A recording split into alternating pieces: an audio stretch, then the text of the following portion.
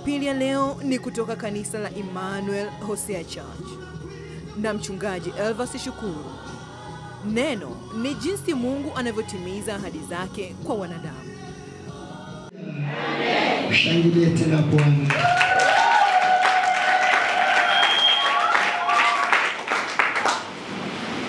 Biblia inasema kwamba ndugu zake Yusufu walipomwona amewakaribia, wakafanya shauri mioyoni mwao ya kwamba huyu tumuoe, na tukisha muua tutaona kama ndoto zake zitatimia.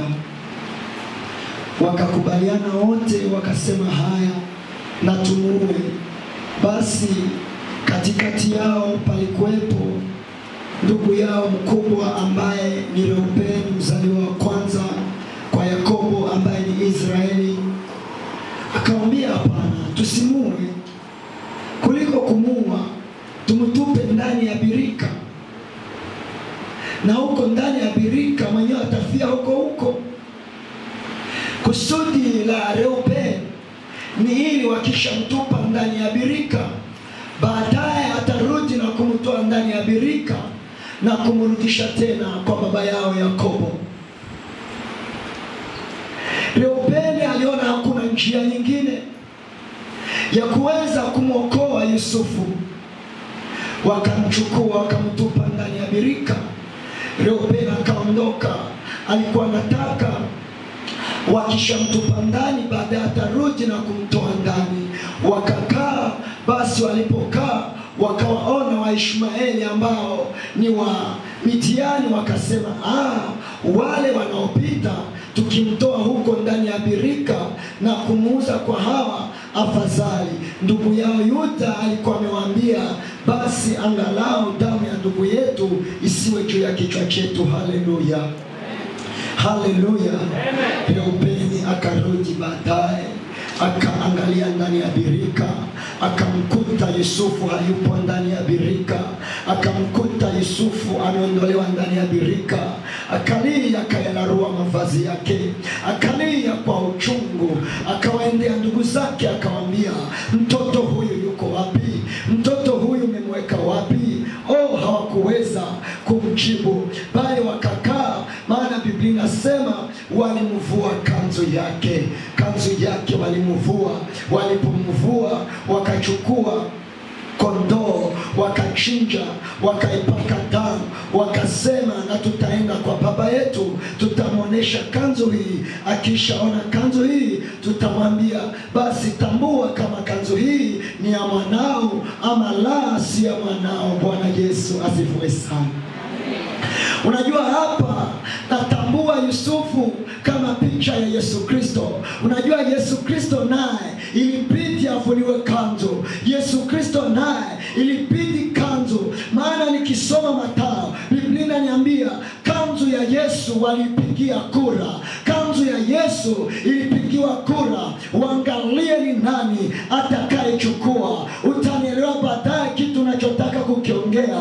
Maana Yusufu baadaye alienda kuwa msaada kwa ndugu zake wote, na Yesu Kristo amekuwa msaada baada ya kujeruhiwa, baada ya kupigwa, baada ya kuonewa. Na wewe siku ya leo kuna neema nyingine inakuja katika maisha yako.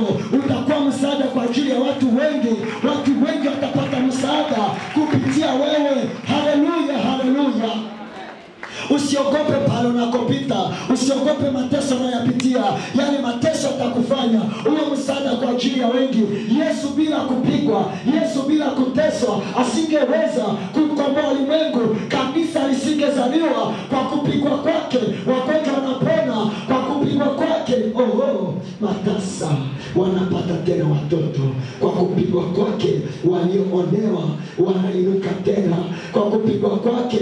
Wale waliokuwa wamevikwa taji za majivu wamevikwa tena taji na maua. Mateso yako yatafanya wengi wamshuhudie Mungu unayemuomba. Mateso yako yatafanya wengi wainuke na wakuambie, unasali wapi?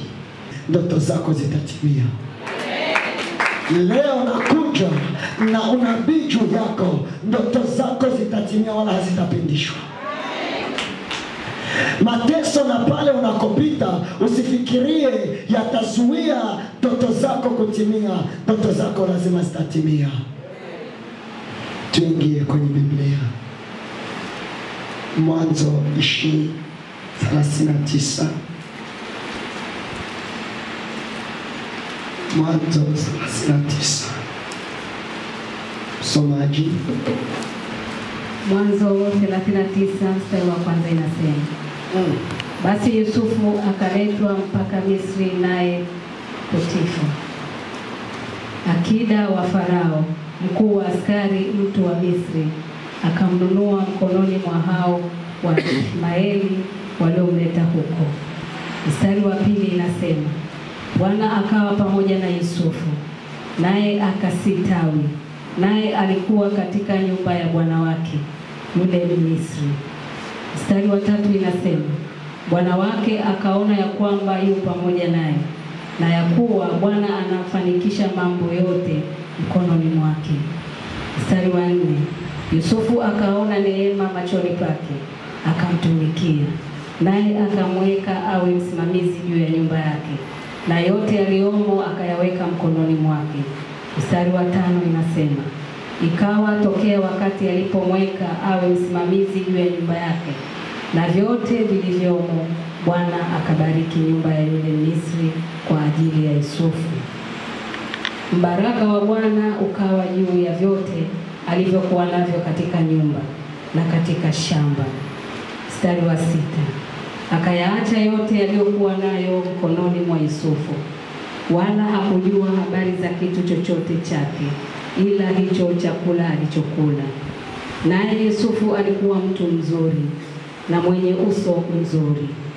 Mstari wa 7, ikawa baada ya mambo hayo, mke wa bwana wake akamtamani Yusufu, akamwambia, lala nami.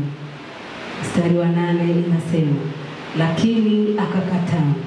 Akamwambia mke wa bwana wake, tazama, bwana wangu hajui kitu kilichowekwa kwangu nyumbani, na vyote alivyo navyo amevitia mkononi mwangu. Mstari wa 9, hakuna mkuu katika nyumba hii kuliko mimi, wala hakunizuilia kitu chochote ila wewe, kwa kuwa wewe u mkewe. Nifanyeje ubaya huu mkubwa nikamkose Mungu? Mstari wa 10, akawa akizidi kusema na Yusufu siku baada ya siku, lakini hakumsikia alale naye wala aongee naye. Mstari wa 11, ikawa siku moja akaingia nyumbani atende kazi yake, wala hapakuwa na mtu katika watu wa nyumbani humo ndani. Mstari wa 12, huyo mwanamke akamshika nguo zake akisema, lala nami. Yusufu akaiacha nguo yake mkononi mwake, akakimbia akatoka nje. Mstari wa 13, ikawa tumshangilie Bwana.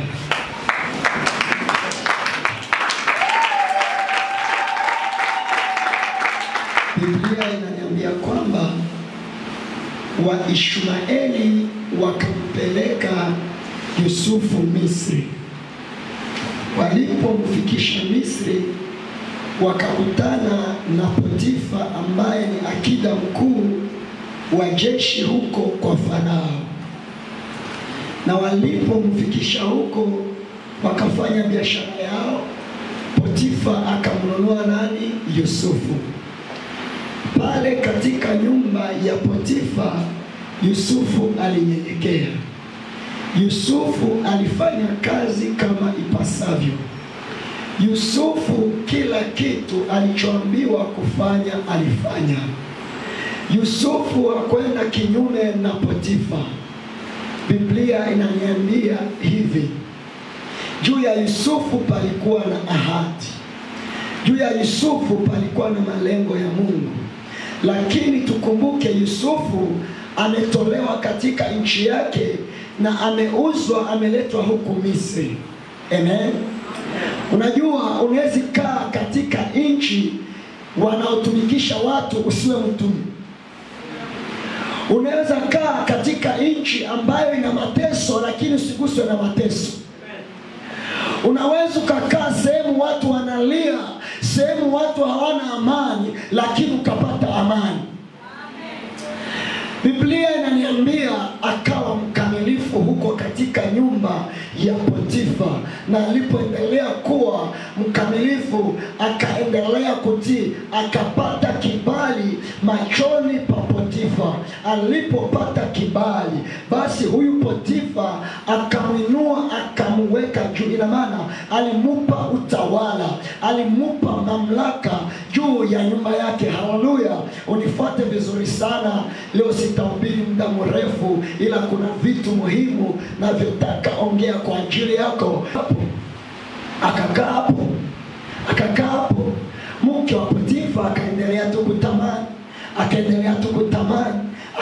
tu kutamani. Ikaja ikafika muda ambao walikuwa pale, Yusufu ametenda kazi zake, na alipotenda kazi zake, basi mke wa Potifa akaenda akashika nguo za Yusufu, akamwambia, leo utalala na mimi, na usipolala na mimi utapiga kelele na kusema umenibaka.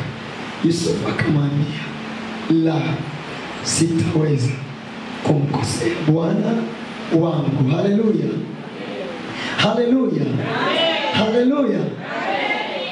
Unajua pale kwenye nyumba ya Potifa Yusufu amepata kibali, na ninataka nikwambie kwamba kilichomfanya Yusufu bado aendelee kujaribiwa hata pale kwenye nyumba ya Yusufu, bado pale kwenye nyumba ya Potifa. Kwenye nyumba ya Potifa sio pale ambako Mungu alikuwa amemwandalia Yusufu kukaa kwenye ahadi, sio pale ambako Mungu alikuwa amemwona Yusufu kupata utimilifu wa ahadi. Ndio maana Mungu alimruhusu mke wa Potifa bado aende kumjaribu Yusufu, ili bado malango ya kwenda kufikia ahadi zake ziweze kutimia, ili kwamba bado njia ya kufikia yale malengo ya Mungu yaweze kutimia. Haleluya. Leo unaweza kawapo kanisani, leo unaweza kawapo hapa ukasali, Mungu akakwambia, niko pamoja na wewe, nitatembea na wewe, nitakutia nguvu, utakaponiomba nitakusikiliza, nitakuinua. Kweli ukaona baraka, kweli ukaona mabadiliko, baadaye ukaona umejaribiwa. Usikate tamaa, hizo hazijakuwa bado baraka. Hiyo ni njia ambayo bado Mungu anaitengeneza ili uende fikia kwenye baraka kamili ambazo Mungu anazenda katika maisha yako. Kuna wengine hapa wamejaribiwa wakati Mungu alisema nao, kweli majaribu akaingia. Usilie, bado yale majaribu yanakuonesha haujafika pale ambako Mungu anahitaji ufike. Bali yale unayoyaona hayajakuwa, yani haujafikia pale Mungu alikokusudia ufike. Haleluya, haleluya, haleluya. Biblia inaniambia walipomuona wakasemezana, walipomuona wakapatana, wakakubaliana, wakasema, haya na tutafanya hivi, haya na tutakamilisha haya na itakuwa hivi. Sikieni kwambie, maandalizi ya wale wanaofanya vikao kukuweka kwenye shida, usiyaogope. Maneno ya wale watu wanaotaka kuyashusha maisha yako yasikutingize. Kuna sehemu naelekea, hata kama kuna uchawi, yani uelewa kitu kimoja, kama watu wanazidi kushusha fahari yako, kubali wakushushe tu, kubali wakuweke chini. Wakati wa fahari yako kuwekwa juu unakuja, wakati ule sikia, utakuwa kama bendera iliyo juu. Kuna mtu hapa maisha yake atafanana kama bendera. Unaweza ukajiona umeshushwa. Bwana nataka uweko juu kama bendera. Unajua ukishakuwa juu kama bendera, kila mtu anayepita atakuona, kila mtu anayepita kwa kila kona atakutazama, sababu wewe umeshawekwa juu kama bendera. Na bendera ikiwekwa, hata sheria inatazama bendera, hata kila mfanyakazi wa nchi anayetazama bendera. Kwa sababu gani? Bendera ni ishara inayoonyesha hii ni nchi gani, hii ni kitu gani. Jina la Bwana libarikiwe sana. Yusufu alikuwa mtii, Yusufu alinyenyekea wakati wa majaribu, wakati anajaribiwa na mke wa bwana wake. Yusufu akasema, sitamkosea Mungu, sitamwacha kumwacha Mungu, nifanye ubaya huu nimkosee Mungu wangu, inawezekanaje? Nifanye ubaya huu nimtende Mungu wangu dhambi, inawezekanaje? Kuna watu kwa sasa wanakubali wamkosee Mungu, lakini wale, kuna watu kwa sasa wanakubali wamtende Mungu dhambi, lakini waishi. Hapana, kubali uteseke kwa ajili ya Mungu wako. Kesho utafurahi, kesho utaona amani, kesho utamshangilia Bwana. Hata kama watu wanataka kukutenga kwa ajili ya wokovu wako, kubali wakutenge, kesho utafurahi. Yusufu akasema haitawezekana kwangu, jambo hili halitawezekana, nitamtii Mungu wangu. Tusome Mambo ya Nyakati wa Pili mstari wa 14. Hakukubali, hakukubaliana na hiki kitu. Jehova, soma haraka. Mambo ya Nyakati wa Pili mstari wa 14. Nyakati wa Pili 7. Nyakati wa Pili 7:14 nasema. Unasemaje?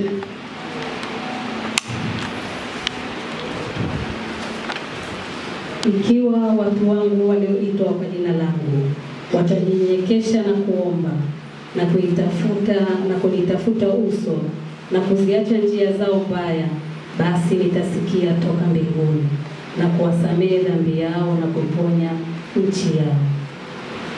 Amen. Chukua na Petro kwanza 5 mstari wa 6. Petro wa kwanza 5:6. Petro wa kwanza 5 mstari wa 6 inasema, basi nyenyekeeni chini ya mkono wa Mungu ulio hodari, ili awakweze kwa wakati wake. Ndio.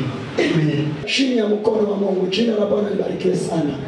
Ina maana kitu ambacho Yusufu anatafuta bado akae chini ya ule mkono ulio hodari.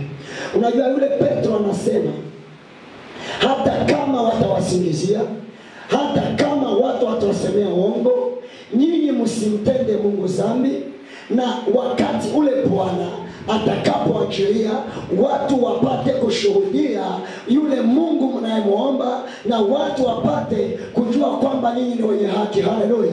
Ina maana kitu kimoja hapa Yusufu alichokifanya, alisema hata kama kwa mke wa bwana wangu ananitamani, sitafanya habari hii, sitafanya ubaya huu. Mimi sitaweza kuwa kinyume na Mungu, mimi sitaweza kumkosea Mungu, mimi sitaweza kufanya ubaya huu, bali nitakaa chini ya huu mkono ulio hodari, bali nitakaa chini ya hii nguvu ya huyu Mungu wangu. Maana kama Mungu amenipa kibali kwa Potifa hata kujaribiwa huko, Mungu najua atanitetea. Kama Mungu amekubali mimi Potifa nifanye mkuu na nitawale nyumba yake, basi na huu baya, haya majaribu na yaona, Mungu ataniepusha. Kuna mahali ulipita, kuna mateso uliyaona, Mungu akakuondoa pale. Ungekufa lakini Mungu akakufanya uishi. Hata yale yanayokuja atakupenya nayo tu, hata zile shida zinazokuja atakuepusha nazo tu. Acha kumtenda Mungu dhambi. Wengine wanasema hata kuomba nimechoka. Hapana, usiache kuomba. Mungu aliyekupenda siku ile ni yule yule, hajawahi badilika, ni wa jana na leo, kesho na hata milele. Yusufu kitu alichokifikiria, kama ndugu zangu walipanga kuniua, wakapatana, wakamweka kwenye birika, nikatolewa, nikaletwa mpaka kwa Potifa, na hapa atanitetea tu. Leo nakwambia katika yale Mungu atakutetea tu. Leo nakwambia katika ule uchungu Kristo anakuja kutetea. Mateso unaweza kuyaona leo, lakini kumbuka jana ulikuwa wapi. Unaweza kujaribiwa leo, lakini kumbuka zile shida za jana zilikuwa namna gani. Alikutetea. Mungu aliyekutetea na leo yupo, anakwambia kaa chini ya mkono wake ulio hodari, kaa chini ya ule mkono wenye nguvu. Hakika anakuja kukuinua, hakika anakuja kupumzisha mizigo yako, anakuja kuiondoa. Leo kuna mtu ambaye mizigo yake itawekwa chini. Leo kuna mtu ambaye mateso yake yatawekwa chini. Kaa chini ya mkono ulio hodari. Nyenyekea chini ya Mungu. Tulia chini ya Mungu. Hivi haujawahi kuona Mungu akikusaidia? Haujawahi kufanya jambo likawa ngumu, ghafla ukakutana imekuwa jepesi na umevuka? Haujawahi kuona? Haujawahi kuuma ukaona umepona bila kutumia dawa? Haujawahi kuamka ukajikuta hali yako uielewe, baadaye ukajikuta una furaha? Haijawahi tokea? Kama niwahi tokea, tamshangilia Bwana. Kama umeona Mungu akikusaidia jana, leo kumbe hao unayopitia, hata Mungu atakutetea na anakupeleka kukaa katika ahadi. Haya yatafanya ahadi ya Mungu isitimie, bali ahadi ya Mungu inakuja kutimia. Kama kuna watesi waliinuka, Bwana akakutetea, na leo katika haya nikakutetea. Leo sitasema ni ndugu zako atakao kuinamia, ni baraka za Mungu zitakazotimia, ni ahadi ya Mungu itakayotimia, ni yale mema yatakayotimia, ni ule ukuu wa Mungu utakayotimia. Haleluya! Unajikuta uko kwenye ndoa, unajikuta uko kwenye biashara, majaribu hayaishi. Unalia. Yale majaribu ni mke wa Potifa. Vipi? Lazima mke wa Potifa asimame ili uweze kufika. Lazima mke wa Potifa ainuke. Kwenye nyumba ya Potifa siko Mungu alikotuandalia. Mungu anataka tusimamie hazina kubwa. Mungu anataka tuwe juu ya kila kitu, lakini kwa Potifa sio kwetu. Kwa Potifa ni njia ambayo Mungu ametuandalia ili kutupeleka. Oh, haleluya, haleluya, haleluya, haleluya. Leo nakuja kutabiri kwako, hautakaa kwenye nyumba ya Potifa, utatoka kwenye nyumba ya Potifa. Oh, mke wa Potifa ni yale mateso unayoyaona. Kuna watu wamesimama kwenye maisha yako na umeona kuwa ni wabaya kabisa, na wengine hawataki kuwasikia. Kama hawajasimama, kuna sehemu nyingine hautafika. Nikwambie, kama sio majaribu singefika hapo na kusikia neno hili. Usingefika. Kuna wengine isipokusiakiwa wasingefika hapa na tusingewaona. Inabidi mke wa Potifa afike hapa, uonje neno, uambie dhambi inaua, uambie tubu, ili uweze kufika kwenye malengo yako. Ungebaki na ile afya, ungekuwa bado kwa Potifa. Tusikubali kukaa kwa Potifa. Unajua Mkristo ambaye anakaa kwa Potifa akijaribiwa anasema sitaenda tena kusali. Lile niache, nataka kukaa kwa Potifa. Na mchungaji anayetaka Wakristo wake wakae kwa Potifa akijaribiwa anaambia yataisha mwanangu, subiri. Hapana, mwambie kujaribiwa lazima usimame ushinde ili ufikie kwenye ahadi yako. Kuingia kwenye mateso lazima kuje ili uje kwenye ahadi yako. Leo tutatoka kwenye nyumba ya Potifa kwa jina la Yesu. Leo nyumba ya Potifa tunaiacha. Tunaiacha. Tunaiacha. Kwa jina la Yesu. Kwa jina la Yesu. Baya nyumba ya Potifa leo. Sema baya nyumba ya Potifa. Sema nyumba ya Potifa baya. Unajua kuna ishara zinazoonyesha kama bado uko kwa Potifa. Kuna ishara zinazoonyesha kama bado unataka kutoka kwa nyumba ya Potifa. Ishara ile ni yale magonjwa, ni zile shida, ni wale wachawi, ni yale maneno wanaokusemea ya uongo, ni ile uchungu sioisha. Zile ni ishara zinazokuja kupewa kwenye nyumba ya Potifa. Leo kuna mtu anatoka kwenye nyumba ya Potifa. Leo kuna mtu atatoka kwenye nyumba ya Potifa. Tusome Petro wa kwanza.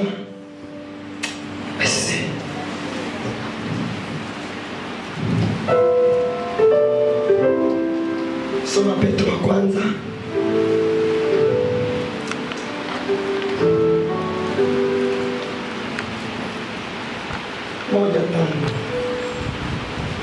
Petro wa kwanza 1:5 inasema, Nasemaje? nanyi mnalindwa na nguvu za Mungu. Sikia nikwambie, hata kama uko pale kwa Potifa, bado kuna nguvu za Mungu zinakulinda. Hata kama mke wa Potifa atasimama tu, bado hautakufa. Sema sitakufa. Bado kuna nguvu za Mungu zinatulinda. Bado kwenye majaribu, bado Mungu anatulinda tu. Haleluya. Kwa njia ya imani hata mpate wokovu ulio tayari. Lakini hata kama tuko kwa Potifa, imani yetu iwe wapi? Sema kukataa enda ibadani kwa ajili ya majaribu, leo ni mwisho. Ndio wachungaji wana shida sana.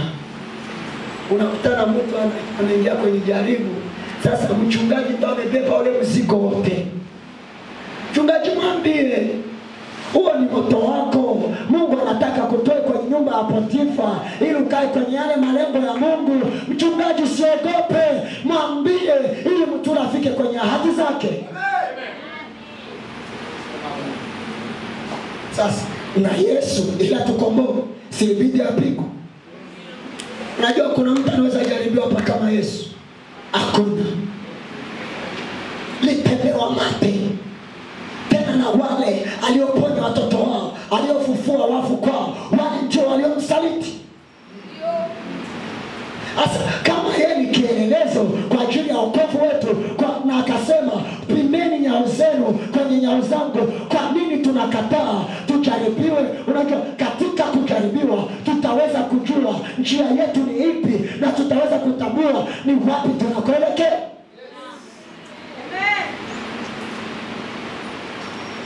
Kaza na uliwa. Unajua je, jiulize ni mambo mangapi yameingia?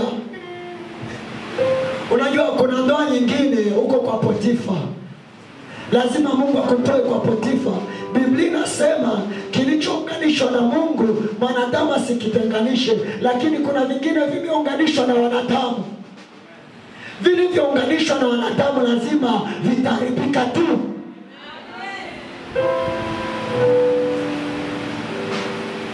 Kuna kazi zingine ni Potifa, lazima utoke kwanza kwenye ile kazi ili uende kwenye kazi yako.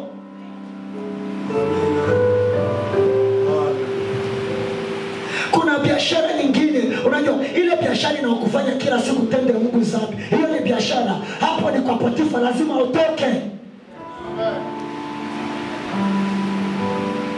Unamkuta mtu yupo kwenye ndoa, leo yuko pa, kesho yuko na mwanaume mwingine. Uko kwa Potifa bado, lazima utoke kwa Potifa leo. Leo utatoka kwa Potifa. Unajua ukishatoka kwa Potifa utajikuta hata yule mume wako amebadilika. Anakuambia twende sasa tukasali.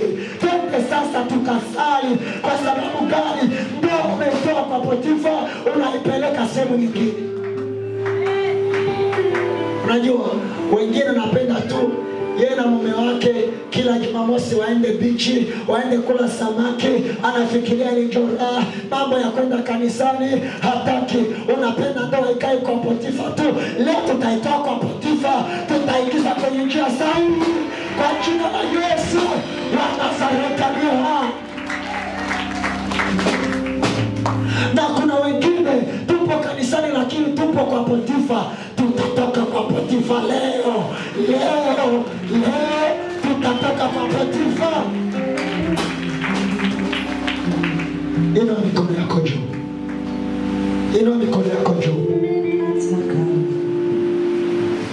Karibu kwa watumishi wa Bwana.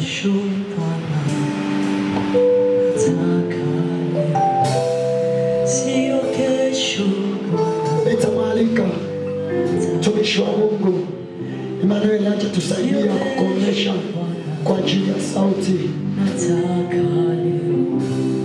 Sio kesho Bwana, nataka leo. Bwana, nataka leo nikuone maishani mwangu. Sio kesho Bwana,